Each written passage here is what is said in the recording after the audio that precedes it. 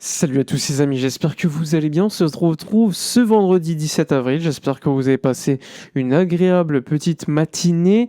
On est ensemble pour une nouvelle vidéo. Dans cette vidéo, on va parler d'actualité du FC Barcelone. Lewandowski s'est exprimé par rapport à son temps à venir. On va aussi parler des informations relatives à Alessandro Bastoni avec de nouvelles confirmations et des informations sorties hier venues des médias italiens, que ce soit Di Marzio ou encore Matteo Moretto. Bref, on va faire le point sur toute l'actualité du FC Barcelone. En attendant, n'hésitez pas à mettre un petit like, à commenter, à partager la vidéo. N'hésitez pas non plus à la booster afin d'avoir un meilleur référencement. Ça fait toujours plaisir. En attendant, vous pouvez également vous abonner à ma chaîne Twitch, tous les détails en description, en plus du canal Discord ou encore à ma chaîne Twitter pour avoir l'actualité du Barça au quotidien. Bref, une fois cet interlude, on débute avec les informations de la journée. Alors, hier, Robert Lewandowski était donc invité à la télévision catalane. On lui a posé la question, alors Robert, qu'est-ce que tu vas faire l'année prochaine? Lewandowski a directement mis un stop en disant, je me concentre sur la fin de saison. On a encore une Liga à aller chercher, le travail n'est pas encore terminé. Une fois que la Liga sera terminée, là, je pourrai m'exprimer par rapport à mon avenir. Il a aussi ajouté que le club savait déjà ses intentions et que lui, désormais, se concentrait sur la suite du championnat avec une Liga à aller chercher. De l'autre côté, les informations qui sont sorties un peu plus tôt hier de Fabrizio Romano, il expliquait que Robert Lewandowski avait des offres d'Arabie Saoudite, de MLS avec Chicago ou encore d'Italie. Il avait reçu l'offre de Barcelone, une offre à la baisse. Je le rappelle, 1 an de contrat supplémentaire avec un salaire fixe très bas par rapport à ce qu'il touche actuellement. Une offre qui n'est pas du goût de Robert Lewandowski, qui selon les médias ne priorise plus l'offre de Barcelone et ne considère plus qu'elle est prioritaire, sachant que cette information a été confirmée par les médias polonais. Néanmoins, Lewandowski, hier, à la télévision catalane, a quand même voulu tempérer en disant « Je sais ce que c'est Barcelone ». Je sais que ma vie de famille, etc. est super.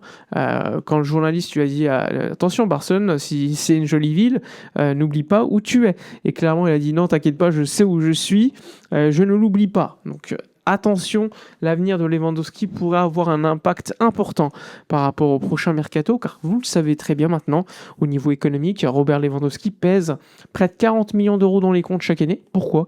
Parce qu'il y a le salaire annuel qui est élevé, on parle de plus de 26 millions d'euros, et il y a aussi l'amortissement annuel du transfert du joueur qui évidemment compte dans ce calcul-là. Donc quand tu additionnes tout cela, ça fait aller 35 à peu près en termes de masse salariale. En Espagne, la masse salariale, ce n'est pas que le salaire, c'est aussi l'amortissement annuel et les primes. Donc ce qui est élevé, et en cas de départ, forcément, la masse salariale va baisser de 35 millions d'euros. Même chose pour Andreas Christensen, qui lui pèse à peu près 14 millions d'euros dans les comptes. En cas de départ, forcément, ça baissera aussi la masse salariale. Donc c'est important parce que le Barça recherche un numéro 9. Je vous renvoie ma vidéo d'hier par rapport à ce poste-là avec des contacts prochains entre le Barça et l'Atlético Madrid pour Julián Alvarez. Même si personnellement, l'affaire, je la vois très compliquée pour des raisons évidentes, de prix, mais également de volonté du club de l'Atlético. Je le vois plutôt rester ou plutôt partir dans un autre club étranger plutôt qu'en Liga. Mais on ne sait jamais. On ne sait jamais si le joueur réussit à convaincre l'Atlético ou autre. Bref, c'est un dossier qu'on suivra.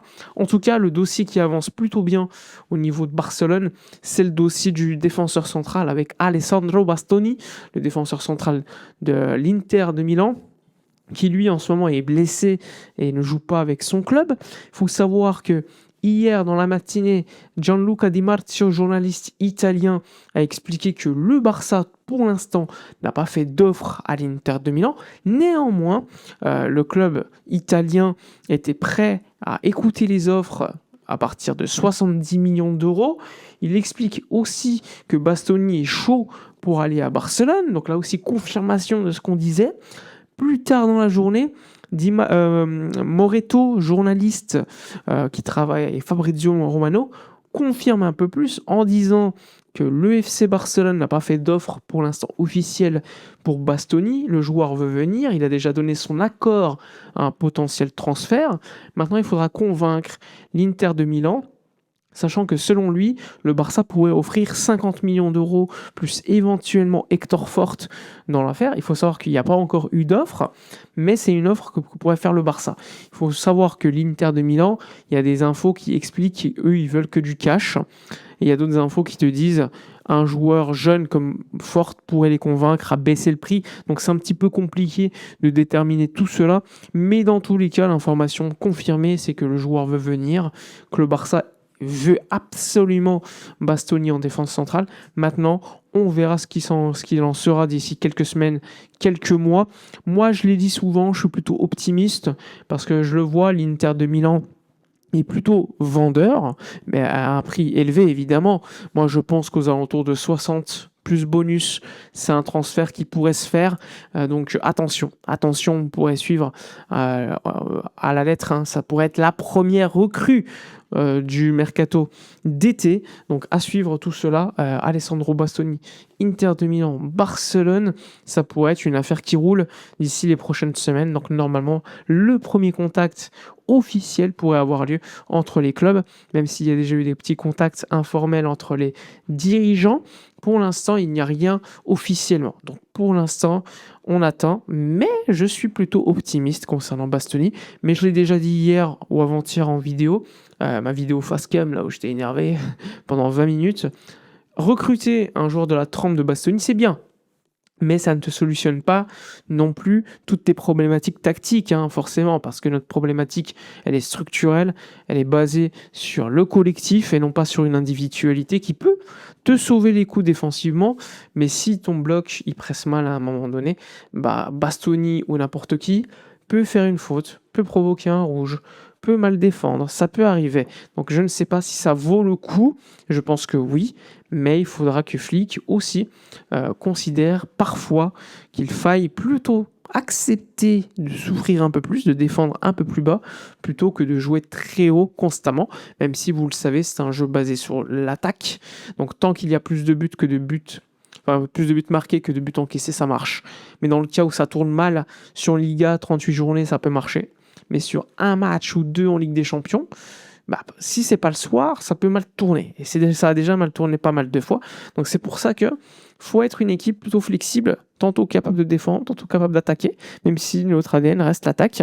Maintenant, il faudra voir comment le Barça se renforcera en attaque, parce qu'on a bien besoin d'un buteur et d'un mec qui te garantisse un certain nombre de buts. Mais ça, c'est le plus difficile en Europe actuellement, parce que ça coûte très cher, ou parce qu'il n'y a plus de top numéro 9 en Europe. Il y en a quelques-uns, évidemment, mais beaucoup moins qu'avant. Avant, moi, je me rappelle des Kun Agüero, Suarez, Falcao, Cavani, et j'en passe. Aujourd'hui, les neufs, c'est Harry Kane qui est extraordinaire, c'est Haaland, sinon Lautaro, Zimen, j'en oublie peut-être un ou deux, hein, mais franchement, il n'y en a plus beaucoup, quoi. Surtout sur le marché. Donc c'est compliqué. En tout cas, on verra ce que fera le Barça à ce niveau-là. Flick devrait bien prolonger son contrat jusqu'en 2028 plus une année en option, donc jusqu'en 2029 potentiellement. Normalement, ça devrait se signer en fin de saison. Concentration maximale pour la Liga entre les dirigeants et le coach allemand, après un accord trouvé avec Pinizavi, son agent, il y a quelques jours. Voilà ce qu'on pouvait dire sur l'actualité du Barça. N'hésitez pas dans l'espace commentaire à liker, à commenter, à partager. N'hésitez pas à booster la vidéo, c'est toujours important pour soutenir. Nous, on se retrouve demain pour une prochaine vidéo. Et d'ici là, comme d'habitude, portez-vous bien.